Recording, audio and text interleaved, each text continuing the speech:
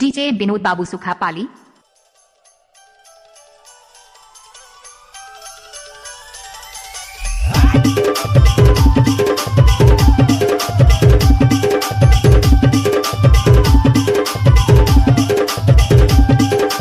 DJ Vinod Babu का remix किया हुआ गाना।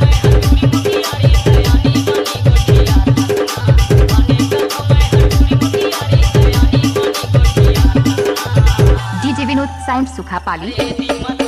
This is DJ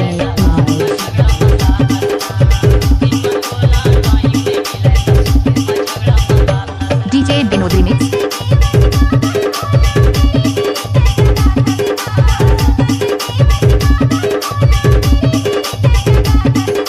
DJ Vinod sound सुखापाली।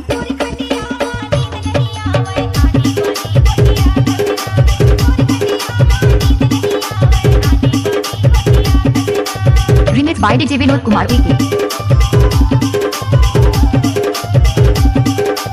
Mixing के लिए संपर्क करें mobile number 8839071194। This is DJ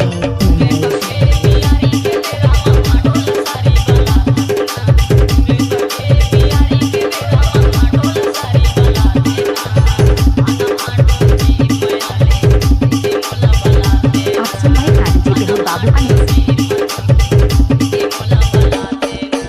DJ Vinod remix.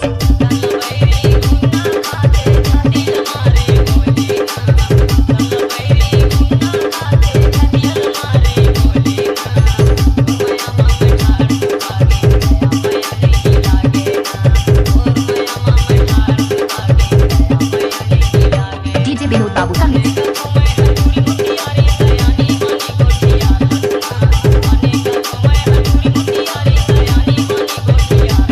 DJ Vinod sound सुखापाली।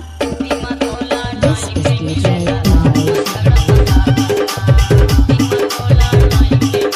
DJ Vinod Babu का रिमिक्स किया हुआ गाना। मिक्सिंग के लिए संपर्क करें मोबाइल नंबर 8839071194।